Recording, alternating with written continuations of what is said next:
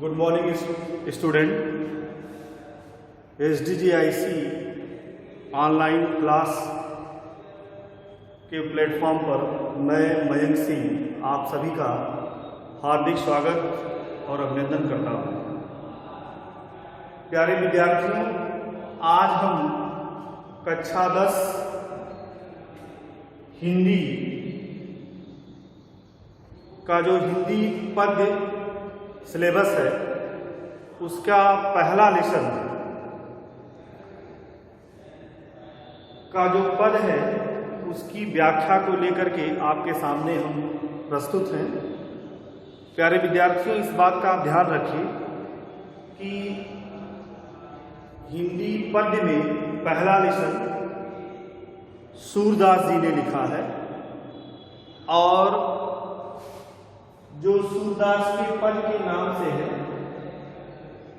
जिसके पद यहाँ हमने लिखे हैं और उसकी जो हिंदी व्याख्या है विस्तृत आज हम आपको अभी बताएंगे। तो आप सभी विद्यार्थियों से यह रिक्वेस्ट है कि आप इस पद की व्याख्या को ध्यान से सुने और फिर किताब को सामने रख करके जो व्याख्या बताई जा रही है उसको आप रिपीट करेंगे। प्यारे विद्यार्थियों, आपको ये विदित है कि हमारा जो हिंदी साहित्य है वह दो भागों में विभक्त है, हिंदी गद्य साहित्य और दूसरा है पद्य साहित्य। तो रही बात अगर हम सूरदास की करें तो सूरदास पद्य साहित्य के भक्तिकालीन सगुण मार्गी कृष्ण भक्ति शाखा के प्रतिनिधि कवि हैं और इन्होंने भगवान श्री कृष्ण की जीवन लीलाओं का वर्णन किया है, उनकी बाल अवस्थाओं का वर्णन किया है। कहने का मतलब ये है कि इन्होंने अपना सर्वस्व जीवन भगवान श्री कृष्ण की आराधना में, उनकी उपासना में लगा दिया। एक तरह से कहा जाए तो सूरदास भगवान श्री कृष्ण के अनन्य उपासक भी हैं और सगुण मार्गी कृष्ण भक्ति धारा के प्रतिनिधि कवि भी हैं। ऐसा माना जाता है कि इन्होंने जीवन भर भगवान श्री कृष्ण की बाल लीलाओं का वर्णन किया है और उसी आधार पर आपकी किताब में जो लेसन है सूरदास के पद, वो पद आज हम आपको उसकी व्याख्या आपके सामने प्रस्तुत करेंगे। तो पहला है चरण कमल बंदो हरिराई, जाकी कृपा पंग गिरि लंघे, अंधे तो सब कुछ दर्शाई, बहिरो सुने गूंग पुनि बोले, रंग चले सिर छत्र धराई, सूरदास स्वामी करुणा में बार बार वंदोती पाई। तो प्यारे विद्यार्थियों, आपको ये पता है कि किसी भी पद की व्याख्या लिखने से पहले आपको उस पद का संदर्भ लिखना होता है और संदर्भ में उस पद का नाम होता है और उस पद को, उस लाइन को, उस पंक्ति को लिखने वाले जो कवि हैं उनका नाम रहता है। तो सबसे पहले आप संदर्भ सुन लें कि प्रस्तुत काव्य पंक्तियां हमारी पाठ्य पुस्तक हिंदी काव्य खंड में पद नामक शीर्षक से उद्धृत है, जो भक्तिकालीन सगुण मार्गी कृष्ण भक्ति शाखा के प्रतिनिधि कवि सूरदास द्वारा रचित काव्य सूर सागर से संकलित है। एक बार पुनः सुन लें। प्रस्तुत काव्य पंक्तियां हमारी पाठ्य पुस्तक हिंदी काव्य खंड में पद नामक शीर्षक से उद्धृत है, जो भक्तिकालीन सगुण मार्गी कृष्ण भक्ति शाखा के प्रतिनिधि कवि सूरदास द्वारा रचित काव्य सूरसागर से संकलित है। प्रसंग प्रस्तुत पंक्तियों में सूरदास ने भगवान श्री कृष्ण के जो चरण हैं उनकी बार बार वंदना किया है, भगवान श्री कृष्ण की बार बार उपासना किया है, वंदना किया है, तथा भगवान श्री कृष्ण के चरणों की वंदना करने का जो प्रभाव पड़ता है, जो उसका असर होता है, वह सूरदास ने इस पद के माध्यम से हम आपको बताया है कि ईश्वर की आराधना करने से, उसके चरणों को स्पर्श करने से क्या नहीं हो जाता है। यह कहना बहुत छोटी बात है कि ईश्वर की अगर कृपा हो जाए तो एक तरह से चमत्कार ही माना जाता है, वह उसके ऊपर अवश्य कोई न कोई प्रभाव डालता है। तो यहाँ सूरदास ने भगवान श्री कृष्ण की बार बार वंदना किया है, उसी को अपने पद के माध्यम से उन्होंने यहाँ प्रस्तुत किया है। तो व्याख्या में कवि कह रहे हैं कि चरण कमल बंदो फिराई, मैं भगवान श्री कृष्ण के कमलवत चरणों की बार बार वंदना करता हूँ। मैं भगवान श्री कृष्ण के कमल के समान जो सुकोमल चरण हैं उनकी बार बार वंदना करता हूँ, प्रार्थना करता हूँ, अर्चना करता हूँ, पूजा करता हूँ, क्योंकि भगवान श्री कृष्ण के चरणों की वंदना करने से, उनके चरणों को स्पर्श मात्र कर लेने से ऐसा देखा गया है कि जाकी कृपा पंग गिरि लंघे। भगवान श्री कृष्ण की कृपा जब किसी पर होती है तो पंग गिरि लंघे, लंगड़ा व्यक्ति भी पर्वत को लांघ सकता है और अंधे व्यक्ति को सब कुछ दिखाई देने लगता है। बहिरों सुने गूंग पुनि बोले, और बहरा व्यक्ति पुनः सुनने लगता है, गूंगा व्यक्ति फिर से बोलने लगता है। रंग चले सिर छत्र धराई, और भिखारी व्यक्ति राजा की तरह सिर पर छत्र धारण करके चलने लगता है।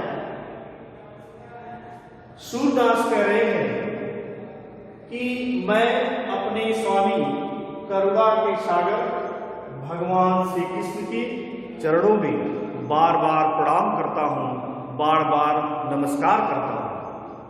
एक बार पुनः आप सुन लें।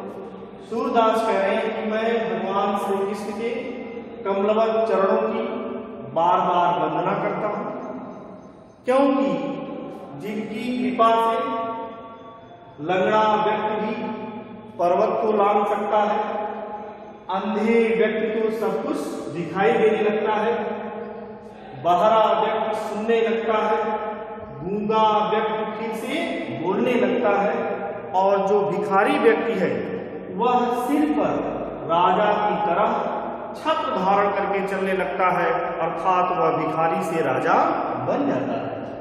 सूरदास कह रहे हैं कि मैं अपने स्वामी करुणा के सागर भगवान श्री कृष्ण के चरणों में बार बार प्रणाम करता हूँ, बार बार नमस्कार करता हूँ। इसी का दूसरा पद है,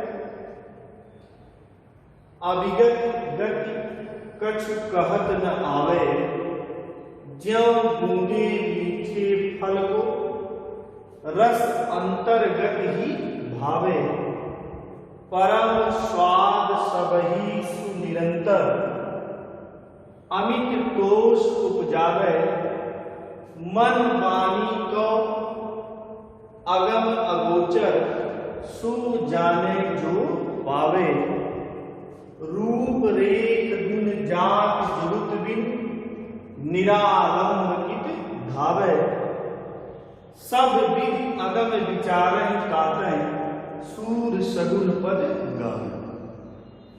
प्रस्तुत पद में सूरदास ने जो निराकार ब्रह्म है, निराकार ब्रह्म की उपासना है, उस निराकार ब्रह्म की उपासना को निरर्थक माना है और साकार और सगुण ब्रह्म की जो उपासना है उसे सार्थक माना है। क्योंकि इनका कहना है कि जो निराकार ब्रह्म है, जब उसका कोई आकार प्रकार रूप रंग नहीं है, कोई पहचान उसकी नहीं है, हम उसे देख भी नहीं सकते हैं, हम उसे छू भी नहीं सकते हैं, तो फिर हम किस आधार पर उस ब्रह्म की उपासना कर सकते हैं।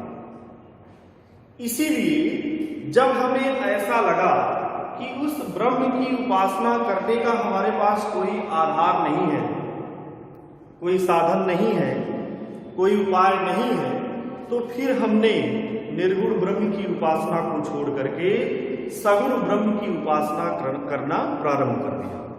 तो प्रस्तुत पद में सूरदास ने निराकार ब्रह्म की उपासना की अपेक्षा सगुण ब्रह्म की उपासना को श्रेष्ठ माना है, अच्छा बताया है। क्योंकि सगुण ब्रह्म को हम देख भी सकते हैं, उन्हें जान भी सकते हैं, उनके बारे में सुनते भी हैं, इसीलिए उन्होंने उसको श्रेष्ठ माना। तो सूरदास कह रहे हैं कि अविगत गति कछ कहत न आवे। सूरदास कह रहे हैं कि उस निराकार ब्रह्म के विषय में, उसकी स्थिति के बारे में कुछ कहा नहीं जा सकता, उसके बारे में किसी को कभी भी कुछ बताया नहीं जा सकता। क्योंकि उसकी स्थिति क्या है, वह किस रूप में है, वह कोई जानता नहीं। सूरदास कह रहे हैं कि ज्यों बूंदे मीठे फल को रस अंतर्गत ही भावे। उस निराकार ब्रह्म की उपासना इस प्रकार की है जैसे किसी गूंगे व्यक्ति को खाने के लिए कोई मीठा फल दे दिया जाए, तो वह उस मीठे फल के रस को मन ही मन समझ सकता है। उस फल के स्वाद को, उस फल के रस को या उस फल से मिलने वाले आनंद को किसी के सामने व्यक्त नहीं कर सकता। उसी तरह इस निराकार ब्रह्म की उपासना करने वाला व्यक्ति उस निराकार ब्रह्म को केवल मन में ही समझ सकता है, उसके बारे में किसी दूसरे को कभी वह बता नहीं सकता। कभी कह रहे कि परम स्वाद सबहीस निरंतर अमित दोष उपजावे। सूरदास कह रहे हैं कि परम स्वाद सबहीस निरंतर, वैसे तो यह निराकार ब्रह्म सभी प्रकार के ब्रह्म की उपासनाओं में सबसे श्रेष्ठ है, और इस निराकार ब्रह्म की उपासना जो व्यक्ति लगातार करता है, उसके जीवन में अमृत रूपी संतोष की बरसात होती है, अर्थात उसका जीवन सुखी होता है, वैभवशाली होता है, वह व्यक्ति कभी भी दुखी नहीं होता है। कभी कह रहे कि लेकिन यह निराकार ब्रह्म की उपासना कैसे होगी, इसकी उपासना कैसे किया जाएगा, इसके बारे में कोई जानता नहीं। कभी कह रहे कि यह निराकार ब्रह्म मन वाणी को अगम अगोचर, इसे मन और वाणी से कभी प्राप्त नहीं किया जा सकता। इस निराकार ब्रह्म के पास हम कभी भी मन और वाणी के द्वारा नहीं पहुंच सकते। सो जाने जो पावे, जो व्यक्ति इस निराकार ब्रह्म को प्राप्त कर लिया है, वही इसकी स्थिति के बारे में बता सकता है। कवि कह रहे हैं कि इस निराकार ब्रह्म का न तो कोई रूप है, न आकार है, न गुण है, न जात है, और न ही इसे प्राप्त करने का कोई उपाय है, जुगुत है अर्थात साधन है।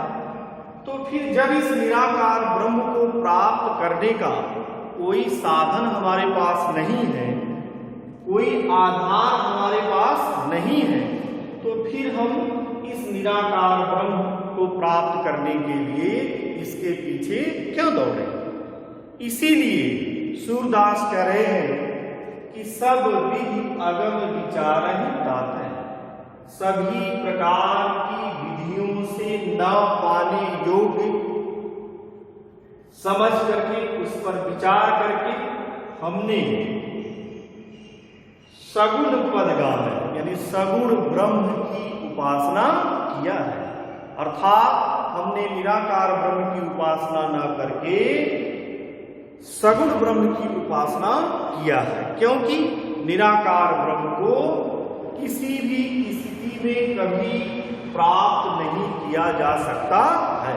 अर्थात सूरदास ने इस पद के माध्यम से यह स्पष्ट कर दिया है कि निराकार ब्रह्म की उपासना की अपेक्षा सगुण ब्रह्म की उपासना सबसे श्रेष्ठ है। प्यारे बच्चों, एक बार पुनः आप सुन लीजिए। सूरदास कह रहे हैं कि इस निराकार ब्रह्म की स्थिति के बारे में कुछ कहा नहीं जा सकता, इसकी स्थिति के बारे में कुछ बताया नहीं जा सकता। जैसे किसी गूंगे व्यक्ति को खाने के लिए कोई मीठा फल दे दिया जाए, तो वह गूंगा व्यक्ति उस मीठे फल के रस को या उसके आनंद को या उसके स्वाद को वह मन ही मन समझ सकता है। उस मीठे फल के स्वाद को वह किसी के सामने व्यक्त नहीं कर सकता। उसी तरह इस निराकार ब्रह्म की उपासना करने वाला व्यक्ति उस निराकार ब्रह्म के बारे में केवल मन में ही जान सकता है, वह किसी के सामने कभी व्यक्त नहीं कर सकता। कबीरदास कह रहे वैसे हो यह निराकार ब्रह्म की उपासना सबसे श्रेष्ठ है, और जो व्यक्ति इस निराकार ब्रह्म की उपासना लगातार करता है उसके जीवन में अमृत रूपी संतोष की बरसात होती है, उसका जीवन सुखमय होता है, वह किसी भी प्रकार के कष्ट को नहीं भोगता है। लेकिन ऐसा तब होगा जब हम उस निराकार ब्रह्म की उपासना करना प्रारंभ कर देंगे तब। सूरदास कह रहे हैं यह निराकार ब्रह्म मन और वाणी से कभी प्राप्त नहीं किया जा सकता। इसे वही जानता है जिसने इसको प्राप्त कर लिया है। इस निराकार ब्रह्म का न तो कोई रूप है, न आकार है, न गुण है, न ही इसे प्राप्त करने का कोई उपाय है। तो जब इस निराकार ब्रह्म को प्राप्त करने का हमारे पास कोई साधन नहीं है, कोई आधार नहीं है, तो फिर हम इस निराकार ब्रह्म को प्राप्त करने के लिए इसके पीछे क्यों दौड़े। सूरदास कह रहे हैं कि सभी प्रकार की विधियों से न पाने योग्य सोच करके उस पर विचार करके हमने सगुण पद का गान किया है, अर्थात सगुण मार्गी भगवान श्री कृष्ण की आराधना किया है, उनकी उपासना किया है। That's all.